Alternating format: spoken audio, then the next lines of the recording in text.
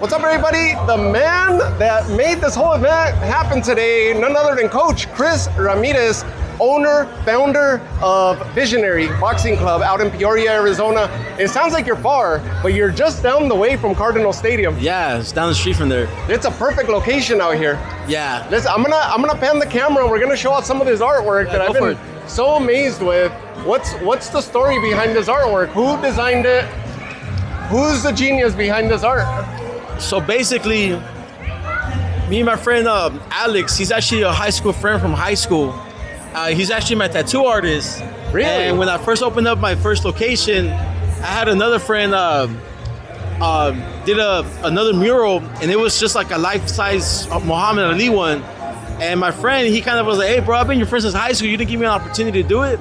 And so when we moved to our second location, this is actually the second time him doing this. Our original location. Where was your original location? Right here in the same plaza, just a couple suites down. So just a couple locations down, because this is a suites, right? This is our third location. Okay. Our first location was 1,000 square feet. Our second location was 3,000 square feet, and this is our third relocation. So this is 10,000 square feet. So this is, you're not saying you have three separate locations like franchises. No. It's, you've been growing. You've been moving it to bigger and bigger venues. Correct, yeah. You used to be attached to a barber shop. Is it still happening or no? Oh yeah. So there's a barber shop right there between those doors. Are they doing cuts today with all this? No. So we're still kind of under construction with the shop, Okay. but we'll give you a tour right now. But yeah, let's do it. Let's go see the crowd. I'm gonna follow you. Let's go see this crowd, because this is what's walking through your gym right now. This is your for sure. location, and it's happening. This Come on, let me show you the barber shop. True passion project.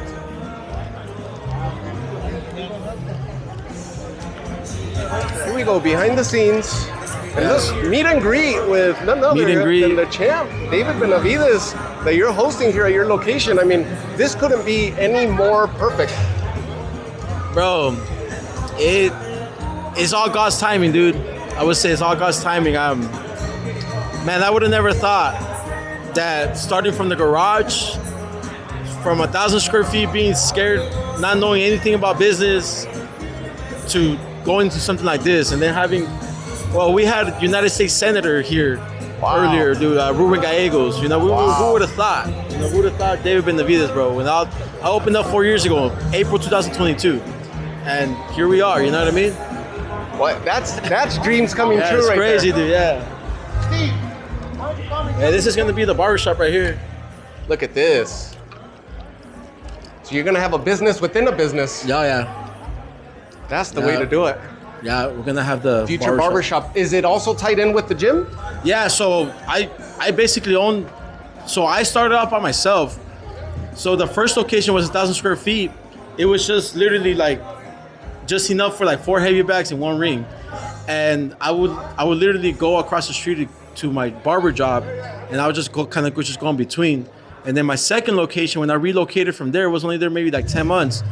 I went to 3,000 square feet, and it was like this, but it was way smaller.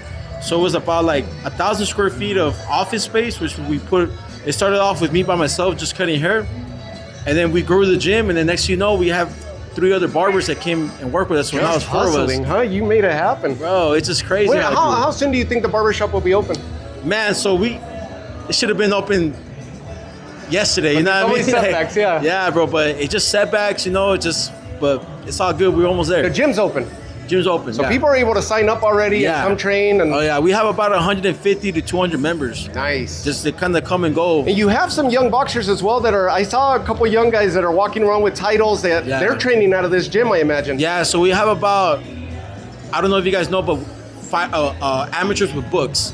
We have about 20 active amateur fighters. Wow. Mm-hmm. Yeah, so we've been, man, when they just started at 1, we just grew from there, you know what I mean? And so the good thing is that it's not just me.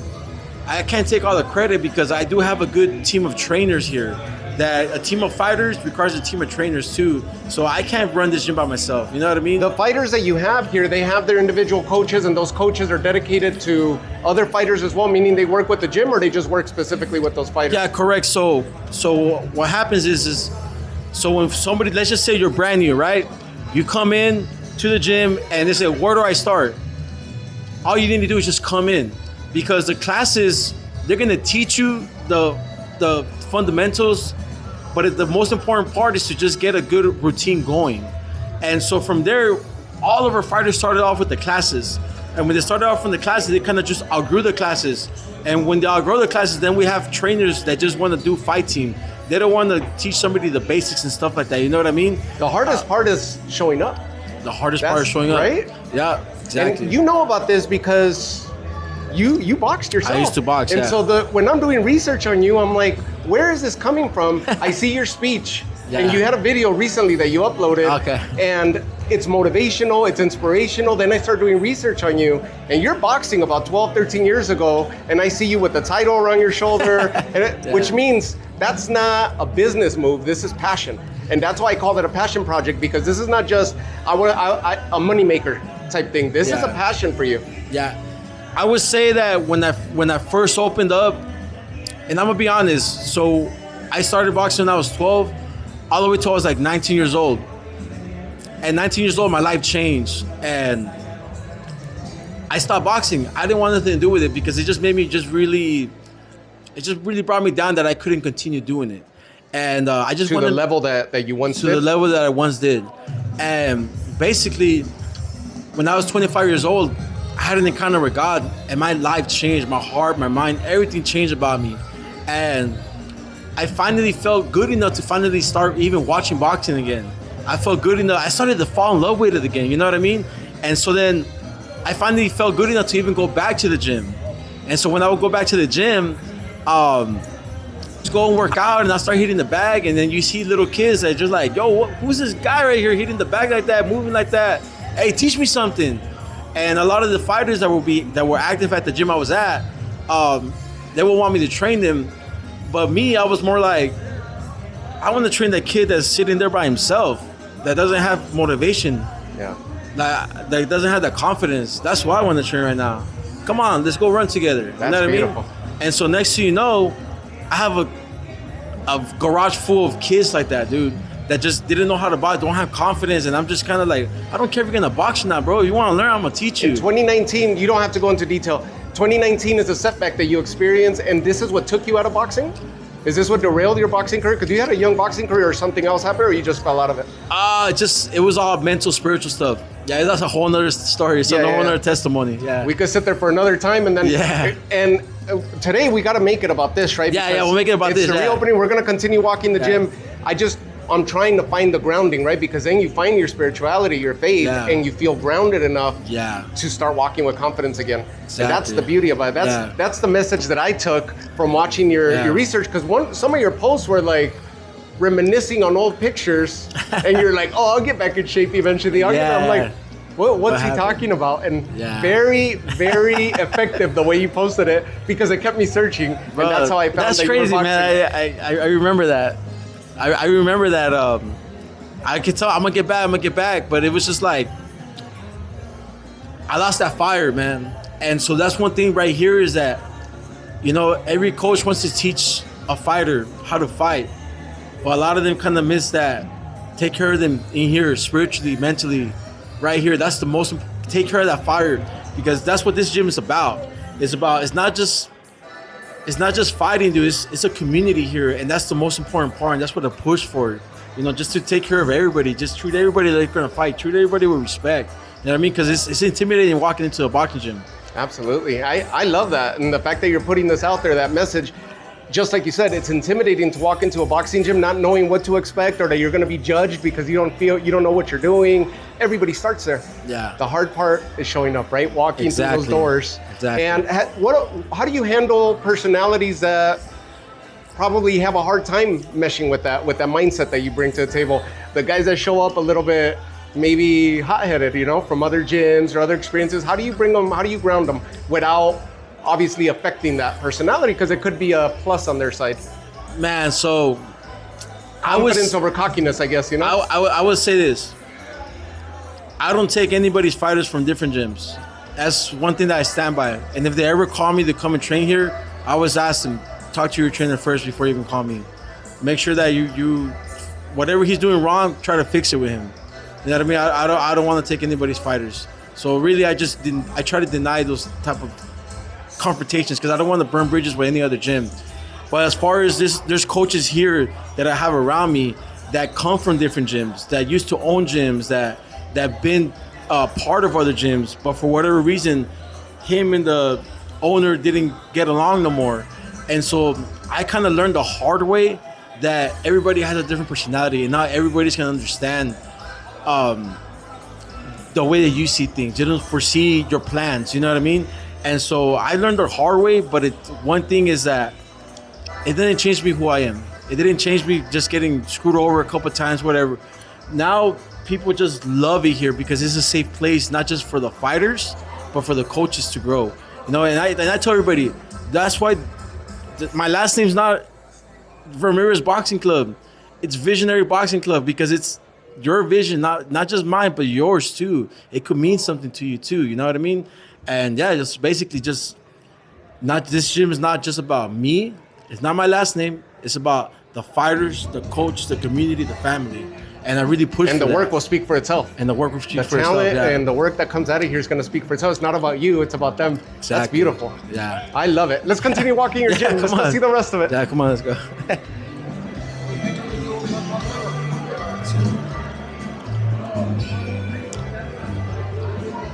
Thank you. Excuse me, bro. Thank you, guys. All Benavides fans right here. Yeah. All Benavides fans. Look at this, and the line continues. What do you have planned for back here? So right here, the grass area, it's all going to be strength and conditioning.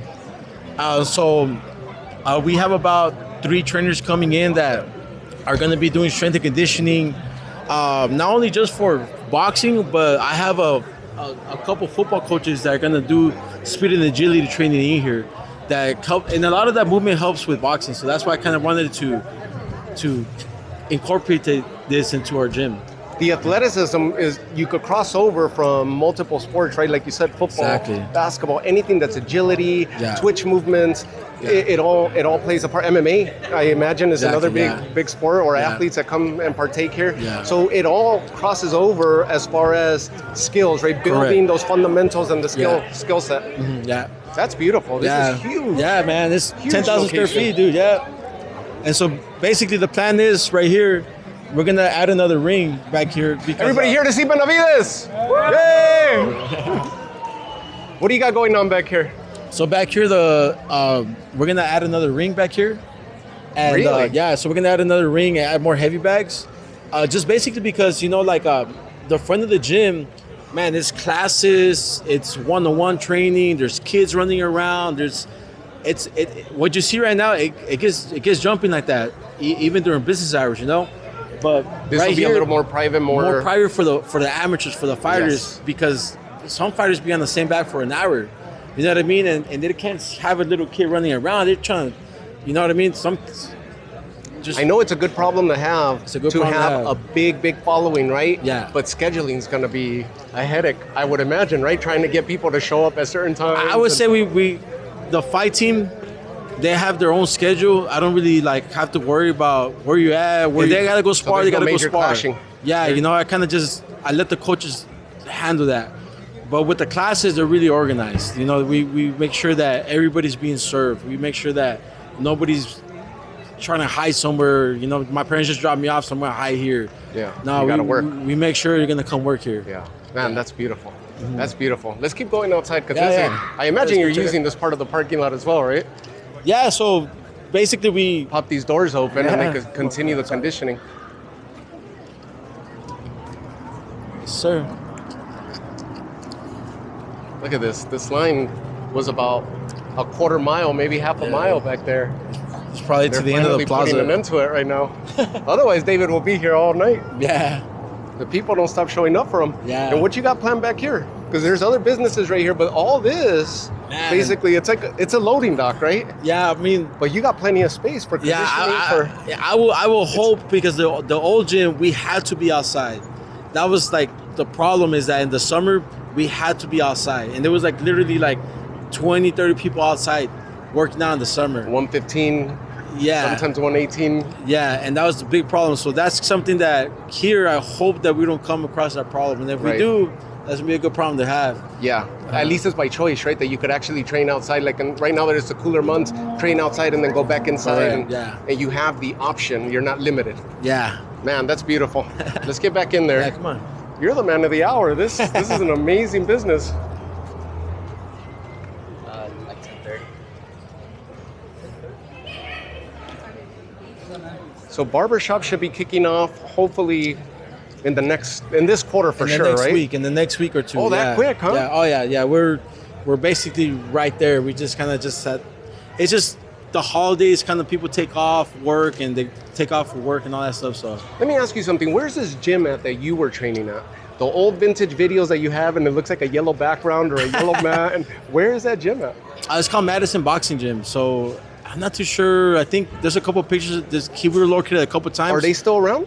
Yeah, he's on 19th Avenue or actually Central and Dunlap. But when I was going a long time ago, it was on 19th Avenue and Cactus. Wow, and that was a curiosity of mine. If that became your gym, if you ended up taking over the gym where you used to train, and I was like, what a story, you know? No, I don't think I could ever do that.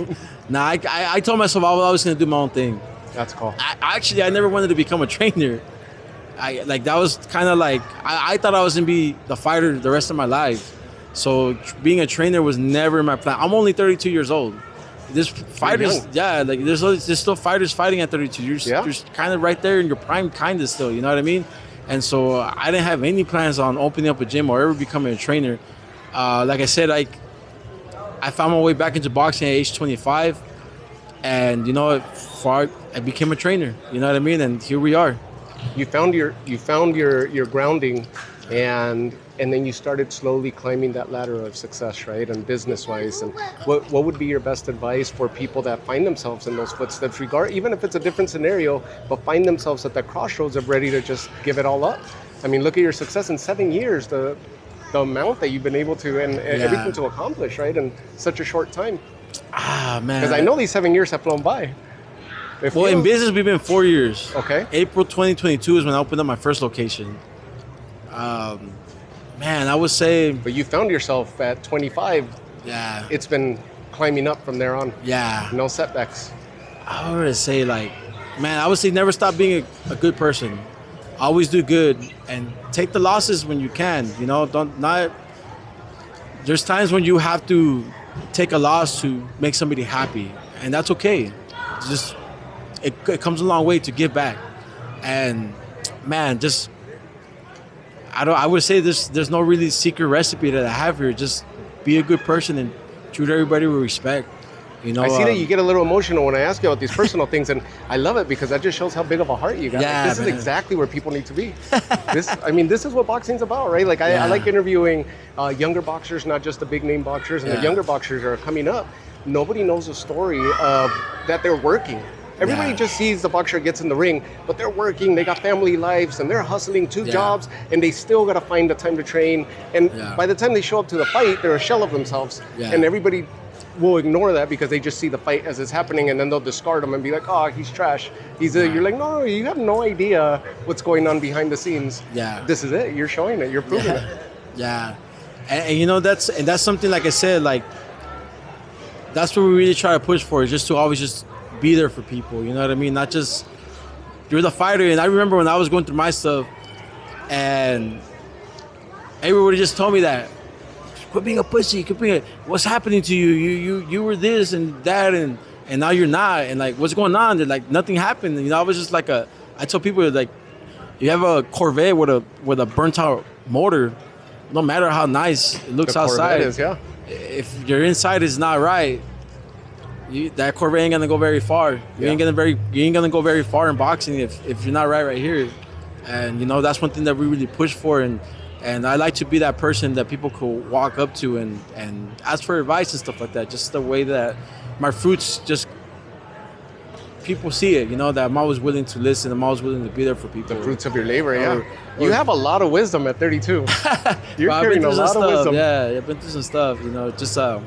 Let's do it. Let's keep walking around. We'll get back to the front. What a huge location. You said how big this is? 3,000 square feet? No, 10,000 square feet. Just under 10,000. Wow. Yeah. I ended up covering a team combat league And I think the venue where they held the event was a little bit smaller than this. So you can start hosting some big events. Oh yeah, so that's the goal, is to host events.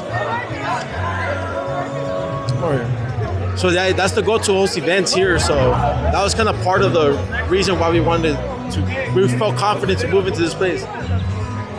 This is the artist right here. This is you right here. That's your hand, huh? This is you. My shoulder hurts. Man. I did it all by myself. My homie right here trying something crazy, you know, so I wanted to be part of it and help him out. It was stressful, but we got it done, you know? How do people find you? Let's give a shout out to your business. How do It's people right there, reach out bro. to you? My Instagram. Hernandez Tattoos. Yes, sir. Full name. Yes, sir. Perfect. Let's do it. Alejandro _Hernandez Tattoos. And you're local here. You're based out Yes, here? sir. I'm a tattoo artist. I work out of Blessed Saints Tattoos on 51st and Orangewood. So if you guys want some good art, some realism, I did some art on him. Look. Man, that's sweet. Little Kobe. Look at that. That's sweet. Nah, thank you guys. I gotta call you guys out on something, because I recall seeing a post where Benavides was up on the wall. I did put Benavides up on the other gym, but he's coming up here soon. We just ran out of a little bit of time, you know, a little bit of time crunch, so we're gonna get it in though. It's not that you guys got rid of it because you weren't happy with the artwork. It just hasn't come to this location. I'm sorry? It's not that it's not up there because you weren't happy with the artwork, right? It's not up here because it's a new No, location. if this guy screams at me, he's like, it has to be great, man. It has to be a fucking dope ass. Yeah, no, yeah. It's gonna come up there. It's gonna come up. Congratulations. Those are the Thank hands you. right there behind the work, huh? Look at that. I try my best, man. Just a little Mexican out here trying to show some love. Hey, the best is looking amazing, so Thank you, you're thank doing you. it right. Thank you, sir. Congratulations. Appreciate it. Hey, you got a good team around you. Man, God put the right people around me, dude. Yeah. Coaches, friends, people with talent, man. They put the right people around me. I love it. What's your connection with the Benavides crew? Did you know them from growing up here? How did this connection come about? Because this is huge. There's a couple coaches here that know him personally and stuff like that. I know the dad personally. I personally never met him up until today. But we have a couple members that train here that actually designed their clothes, his brand and stuff like that. Wow. So that's basically how the connection happened. And then when they were looking for a place, they were looking for a big place, and they were like, "This is perfect right here, dude." So that worked out great. Yeah. And he's a killer, right? I mean, he's been up there for hours now. Took, I think, maybe a 5-minute break, and then he goes back at it, doesn't stop, and they're still, I mean, we just saw the lineup. Yeah. I mean, the line looked smaller, but it was way out there. It's crazy. The discipline is no joke, right? His dedication and discipline is no joke. He's on there smiling with everybody and shaking hands. Yeah. I love it. Give your parting words to your fans, your family. How do they reach you? How do they find this location for the up-and-coming boxers? Yeah, so we're on 91st Avenue in Olive. The best way to reach me is either my phone number or Instagram. Visionary Boxing Club. My phone number should be up there, 602. I'm proof of it. I called you last night. Yeah. And then here I am.